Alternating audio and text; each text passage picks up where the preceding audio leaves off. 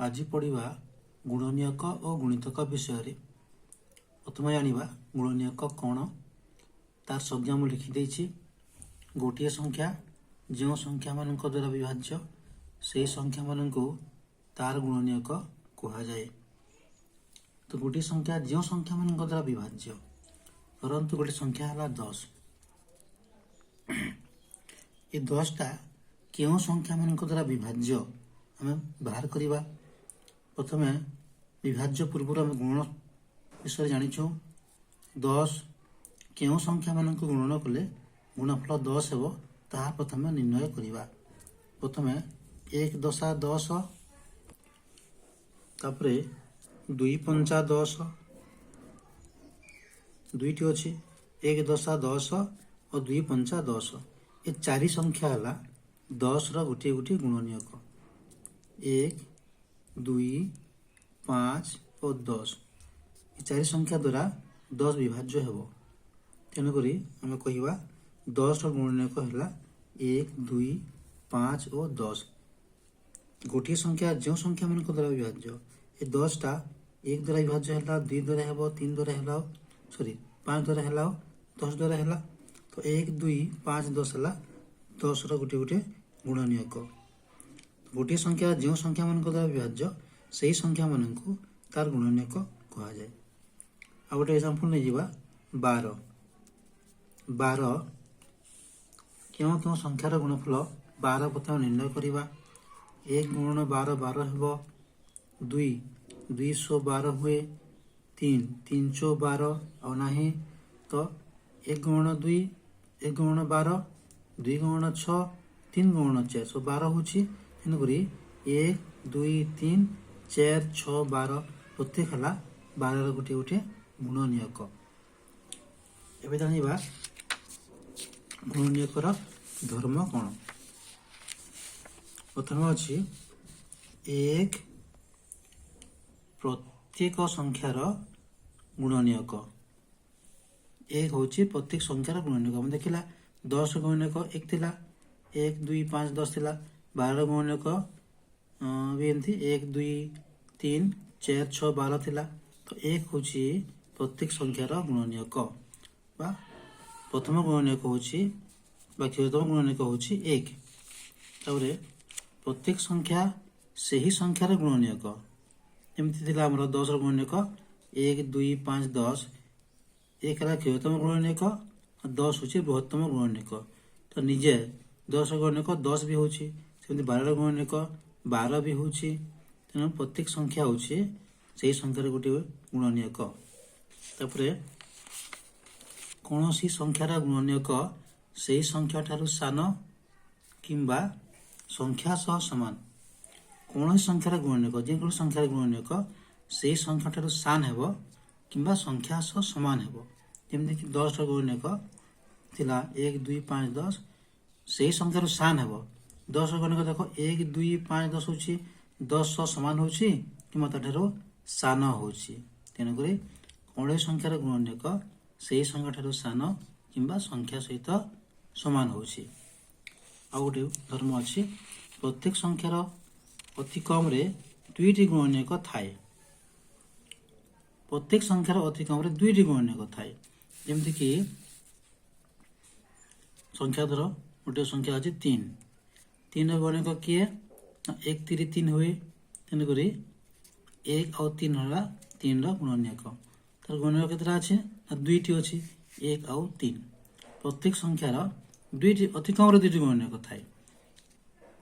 3 1 और 3 है सेमती 6 1 2 3 और 6 4टी बाहर किंतु 1 गुणनीयक केवल 1 गोटे मात्र अच्छी जहाँकि से निजे बा 1 अन्य संख्या मान गुणनीयक अति कम 2टी अच्छी कार 3टी थी कार 4टी थी कि अनेक थी। तो एमती प्रत्येक संख्यार अति कम 2टी गुणनीयक थाए केवल 1 गोटे मात्र गुणनीयक अच्छी। 1 संख्यार गुणनीयक है निजे बा 1। आ गोटे पॉइंट अच्छी प्रत्येक संख्यार क्षुद्रतम गुणनीयक 1 और बृहत्तम गुणनीयक ସେଇ ସଂଖ୍ୟା ନିଜେ। ମୁଁ କହିଥିଲି ଆଗରୁ ପ୍ରତ୍ୟେକ ସଂଖ୍ୟାର କ୍ଷୁଦ୍ରତମ ଗୁଣନୀୟକ 1 ହେଉଛି ପ୍ରତ୍ୟେକର, ଆଉ ବୃହତ୍ତମ ଗୁଣନୀୟକ ସେଇ ସଂଖ୍ୟା ସହିତ ସମାନ। ତାପରେ ଗୋଟିଏ ସଂଖ୍ୟା ଗୁଣନୀୟକ ମାନଙ୍କ ଦ୍ୱାରା ବିଭାଜ୍ୟ ହୋଇଥାଏ। ଗୋଟିଏ ସଂଖ୍ୟା ଧରନ୍ତୁ 15 କାହା ଦ୍ୱାରା ବିଭାଜ୍ୟ ହେବ?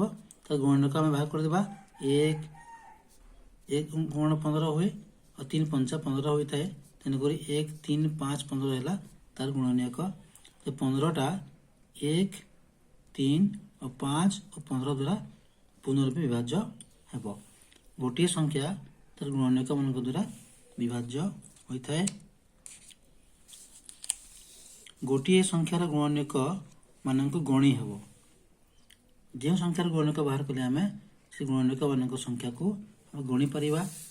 ଯେମିତିକି 10ର ଗୁଣନୀୟକ 4ଟା ଥିଲା, 12ର ଗୁଣନୀୟକ 6ଟି ଅଛି, 3ର ଗୁଣନୀୟକ 2ଟି, 6ର ଗୁଣନୀୟକ 4ଟି, 11ର ଗୁଣନୀୟକ 1ଟିଏ, 15ର ଗୁଣନୀୟକ 4ଟି, 1 3 5 15। ଏମିତି ଗୋଟିଏ ସଂଖ୍ୟାର ଗୁଣନୀୟକ ମାନଙ୍କୁ ଗଣି ହେବ। ତାପରେ ଜାଣିବା ଗୁଣିତକ ବିଷୟରେ। ଗୁଣିତକର ସଂଜ୍ଞା ହେଲା ଗୋଟିଏ ସଂଖ୍ୟାକୁ ଗଣନ ସଂଖ୍ୟା ବା 1 2 3 4 5 6 ଇତ୍ୟାଦି ସଂଖ୍ୟାମାନଙ୍କ ଦ୍ୱାରା ଗୁଣିଲେ ମିଳୁଥିବା ଗୁଣଫଳ ଗୁଡ଼ିକୁ ସେହି ସଂଖ୍ୟାର ଗୁଣିତକ କୁହାଯାଏ। ଧରନ୍ତୁ ଗୋଟିଏ ସଂଖ୍ୟା ହେଲା 5। ଗଣନ ସଂଖ୍ୟା କେଉଁ ସଂଖ୍ୟା ଗଣନ ସଂଖ୍ୟା? 1 2 3 4 5 6 7 ଏମିତି ସଂଖ୍ୟାମାନଙ୍କୁ ଗଣନ ସଂଖ୍ୟା ବୋଲି କୁହାଯାଏ। ଆରମ୍ଭ ହୁଏ 1ରୁ ହେଲା। ତ ଏଇ ସଂଖ୍ୟାମାନଙ୍କ ଦ୍ୱାରା ଆମେ ଗୁଣିବା। 5କୁ 1 ଦ୍ୱାରା ଗୁଣିଲେ ହେବ ଗୁଣଫଳ 5, 5କୁ 2ରେ ଗୁଣିଲେ ହେବ 5 ଗୁଣା 10, 5କୁ 3ରେ ଗୁଣିଲେ ହେବ 5 3 15, 5 4 20, 5 5 25 ଏମିତି ଅସଂଖ୍ୟ ହେବ। ତେଣୁକରି 5ର ଗୁଣିତକ ହେଲା 5 10 15 20 25 30 35 ଏମିତି ଅସଂଖ୍ୟ ବାହାରିବ। ସେମିତି 6ର ଗୁଣିତକ ବାହାର କରିବା ଆମେ। 6 କି 6, 6 ଦୁନେ 12, 6 3 18, 6 4 24, 6 5 30 ଏମିତି 6କୁ ଆମେ 1 2 3 4 5 6 7 8 ଏମିତି ସଂଖ୍ୟାମାନଙ୍କ ଦ୍ୱାରା ଗୁଣିବା, ଗୁଣଫଳ ପାଇବା। ସେ ସବୁ ହେଲେ ସବୁ 6ର ଗୋଟେ ଗୁଣିତକ। ଏମିତି ଆମେ ଗୁଣିତକ ବାହାର କରିବା। ସଂଜ୍ଞା ହେଲା କ'ଣ? ଗୋଟିଏ ସଂଖ୍ୟାକୁ ଗଣନ ସଂଖ୍ୟାମାନଙ୍କ ଦ୍ୱାରା ଗୁଣିଲେ ମିଳୁଥିବା ଗୁଣଫଳକୁ ସେହି ସଂଖ୍ୟାର ଗୁଣିତକ କୁହାଯାଏ। ଗୁଣିତକର ଧର୍ମ ଅଛି। ପ୍ରଥମ ଧର୍ମ ହେଲା ଗୋଟିଏ ସଂଖ୍ୟାର ଅସଂଖ୍ୟ ଗୁଣିତକ ଥାଏ। ଯେମିତି 5ର ଗୁଣିତକ ବାହାର କଲା 5 10 15 20 25 30 35 ଏମିତି ଅସଂଖ୍ୟ ବାହାରିବ। ତ ପ୍ରତ୍ୟେକ ସଂଖ୍ୟାର ଅସଂଖ୍ୟ ଗୁଣିତକ ଥାଏ। କ୍ଷୁଦ୍ରତମ ଗୁଣିତକ ସେହି ସଂଖ୍ୟା ନିଜେ ଆଉ ବୃହତ୍ତମ ଗୁଣିତକ ନାହିଁ। ପ୍ରତ୍ୟେକ ସଂଖ୍ୟାର କ୍ଷୁଦ୍ରତମ ଗୁଣିତକ ସେହି ସଂଖ୍ୟା ନିଜେ ହେବ। ଯେମିତି 5ର ଗୁଣିତକ 5 ଆଉ ବୃହତ୍ତମ ଗୁଣିତକ କହିହେବ ନାହିଁ ବା ନାହିଁ କହିବା। 6ର ଗୁଣିତକ 6 ନିଜେ, ପ୍ରଥମ କ୍ଷୁଦ୍ରତମ ଗୁଣିତକ 6 ନିଜେ, ଆଉ ବୃହତ୍ତମ ଗୁଣିତକ ହେବ ନାହିଁ, କହିହେବ ନାହିଁ। ତାପରେ ପ୍ରତ୍ୟେକ ସଂଖ୍ୟା 1ର ଗୁଣିତକ। ପ୍ରତ୍ୟେକ ସଂଖ୍ୟା ଧରନ୍ତୁ 6 ହେଲା। 6ଟା ହେଉଛି 1ର ଗୁଣିତକ। କାହିଁକି ନା 6 ସମାନ ହେଉଛି 1 × 6। 10ଟା କେତେ? 1 × 10, 10 କି 10 ହୋଇଥାଏ। ପ୍ରତ୍ୟେକ ସଂଖ୍ୟା ହେଉଛି 1ର ଗୋଟେ ଗୁଣିତକ। ପ୍ରତ୍ୟେକ ଗଣନ ସଂଖ୍ୟା 1 2 3 4 5 6 ଏମିତି ଗଣନ ସଂଖ୍ୟା ସବୁ ଅଛି। ପ୍ରତ୍ୟେକ ଗଣନ ସଂଖ୍ୟା 1ର ଗୋଟେ ଗୁଣିତକ। 1 1, 1 2 2, 1 3 3, 1 4 4 ଏମିତି ଜାଣିଲା ଆମେ ପ୍ରତ୍ୟେକ ସଂଖ୍ୟା 1ର ଗୋଟେ ଗୁଣିତକ। ତାପରେ ଆସିବା ଆମେ ମୌଳିକ ସଂଖ୍ୟା ବିଷୟରେ ଜାଣିବା। ସଂଜ୍ଞା ଲେଖିଛି ମୁଁ। ଯେଉଁ ସଂଖ୍ୟାର କେବଳ 2ଟି ଗୁଣନୀୟକ ଥାଏ ତାହାକୁ ମୌଳିକ ସଂଖ୍ୟା ବୋଲି କୁହାଯାଏ। ଯେଉଁ ସଂଖ୍ୟାର 2ଟି ଗୁଣନୀୟକ ଥାଏ, ଆମେ ବାହାର କଲା 1ର ଗୁଣିତକ 1 ଗୋଟିଏ ଅଛି। सॉरी 1 ର ଗୁଣନୀୟକ 1, 2 ର ଗୁଣନୀୟକ 1 ଆଉ 2, 3 ର ଗୁଣନୀୟକ 1 3, 4 ର ଗୁଣନୀୟକ 1 2 ଆଉ 4, 5 ର ଗୁଣନୀୟକ 1 5, 6 ର ଗୁଣନୀୟକ 1 2 3 6 2 3 ଆଉ 6, 7 ର ଗୁଣନୀୟକ 1 7, 8 ର ଗୁଣନୀୟକ 1 2 4 8, 9 ର ଗୁଣନୀୟକ 1 3 ଆଉ 9, 3 3 9 ହୋଇଥାଏ, 1 3 9 ହେବ। 10 ର ଗୁଣନୀୟକ 1 2 5 ଆଉ 10। ଆମେ ଏଠାରେ ଦେଖିବା ଯେଉଁ ସଂଖ୍ୟାର ଦୁଇଟି ଗୁଣନୀୟକ ମାତ୍ର ଅଛି।